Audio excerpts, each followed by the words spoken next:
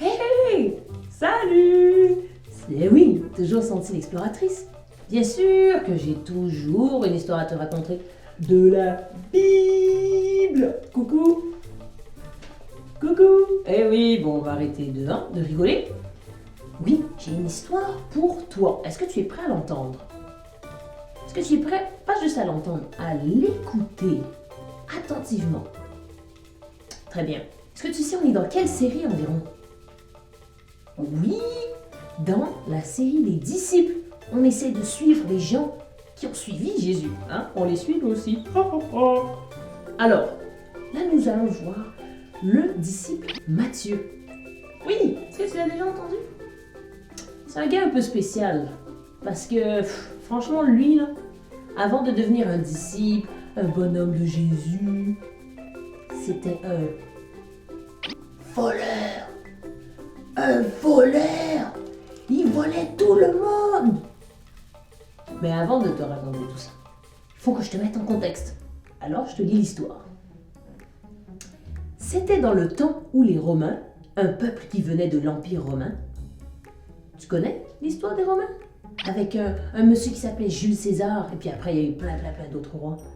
Ou avec Astérix et Obélix et les Romains. Est-ce que ça te dit quelque chose? Ouais, voilà, exactement. Maintenant, juste un peu après. Les Romains dominaient tous les peuples aux alentours et représentaient une grande puissance économique et mondiale. Donc, c'était quasiment les plus forts dans le temps. Tous les autres peuples devaient payer les Romains pour avoir de la nourriture, pour avoir des terres et même pour entrer dans les différentes villes et aller au marché. C'est ce qu'on appelait des taxes. Alors, pour toute chose, ils devaient payer les Romains. Ça, c'était vraiment triste. Quelqu'un devait récolter cet argent. Et vous savez qui? Eh bien oui, Matthieu. Matthieu, ce petit bonhomme, c'était un homme du peuple. C'était un gars comme tout le monde. Un gars de Jérusalem. Un Palestinien d'aujourd'hui, si tu veux. Ce gars-là, il travaillait pour les Romains. Attends. Quoi? Le gars du peuple travaillait pour ceux qui étaient en train de les dominer, de les faire payer. Tout. Oui. Il travaillait pour les Romains, pour les gens qui dominaient le peuple. Alors tout le monde le détestait. Tout le monde critiquait Matthieu. Tout le monde était comme... Yo, ce gars-là, comment il peut travailler pour les Romains? Il n'a pas honte. Il est en train de nous trahir. Qu'est-ce qu'il fait? Il est en train de se faire de l'argent sur nous, ses frères. Comment est-ce qu'il ose faire ce genre de choses? Mais Matthieu, il s'en... Vraiment, mais il n'écoutait aucune de ces balivernes. Car de toute façon, il faisait son argent, puis il était bien. Il augmentait même les prix pour en avoir un peu plus dans ses poches. Franchement, il augmentait les prix. Donc quand quelqu'un venait dans le marché, il disait c'est 20$ pour l'entrée.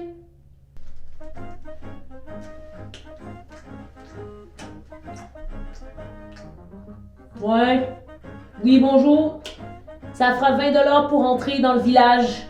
20$. Mais c'est bien cher tout ça. Tu nous escroques. C'est 20$ ou rien. Ouf.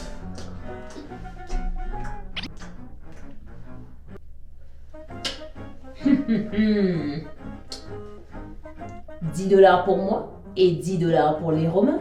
Mais c'est méchant va.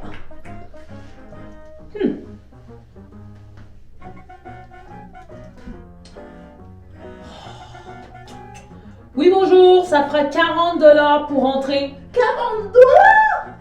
Mais je viens vendre du bois. J'ai entendu de l'autre que tu donnais 20$. Écoute, c'est rendu ça le prix, donc tu prends ou tu t'en vas?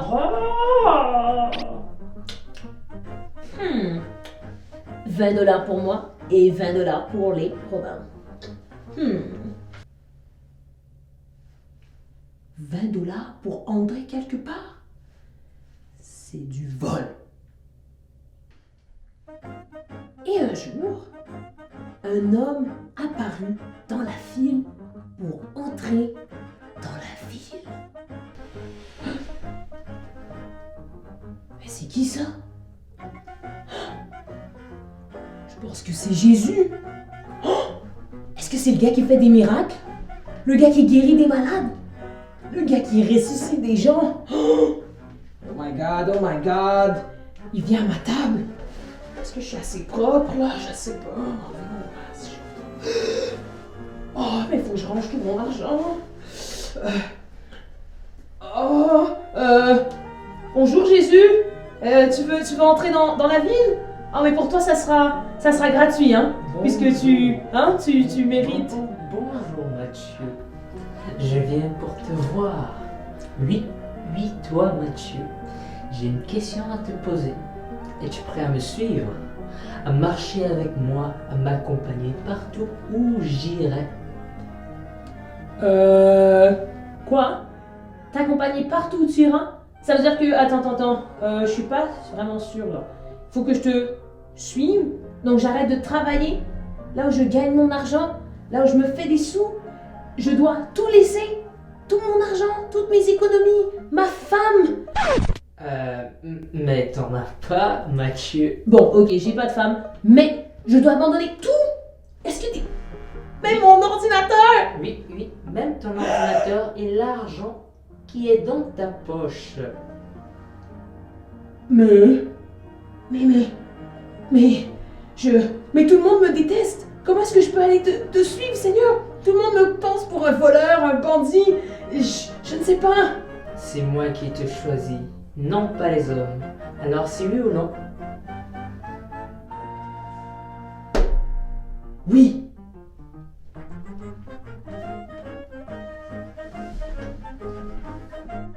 Alors, Matthieu abandonna tout.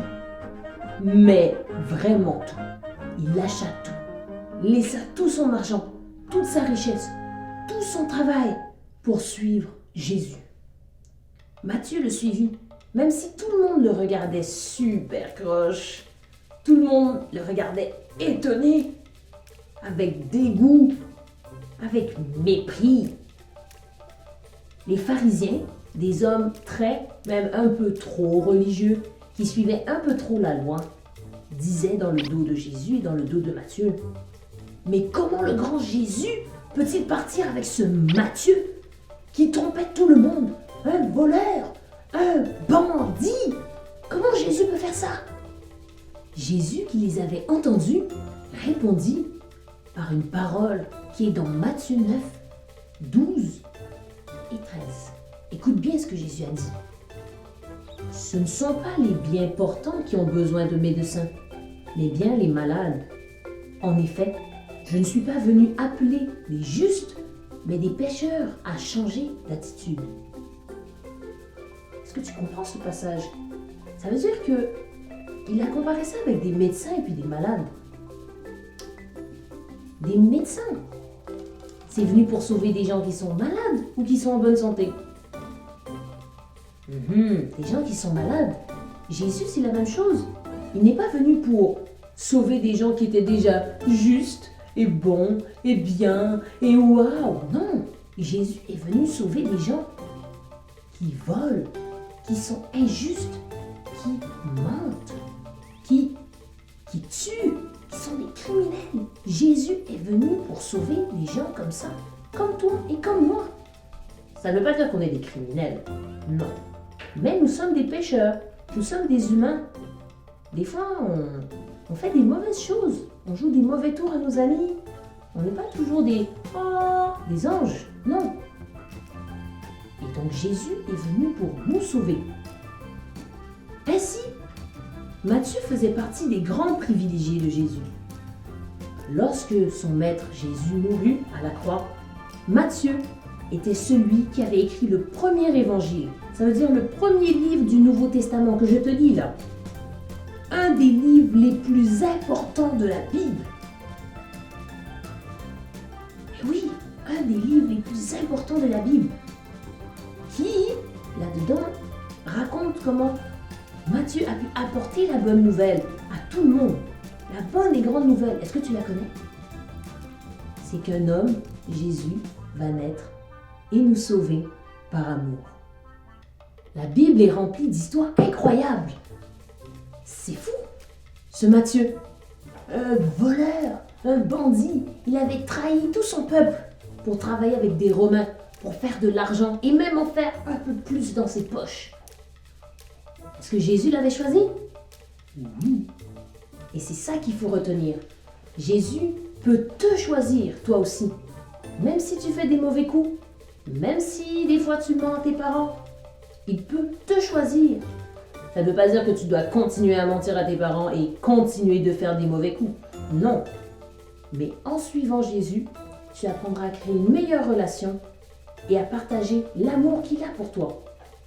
Et donc, à partager de l'amour à toutes les personnes qui sont autour de toi. Car Jésus est venu pour te sauver et me sauver aussi. Alors j'espère que cette parole, cette histoire de Matthieu t'inspirera pour aller partager l'amour à tout le monde autour de toi. Alors on se revoit sûrement la semaine prochaine pour une prochaine histoire. En attendant, va lire ta Bible. Il y a plein d'histoires magnifiques à l'intérieur. Bye!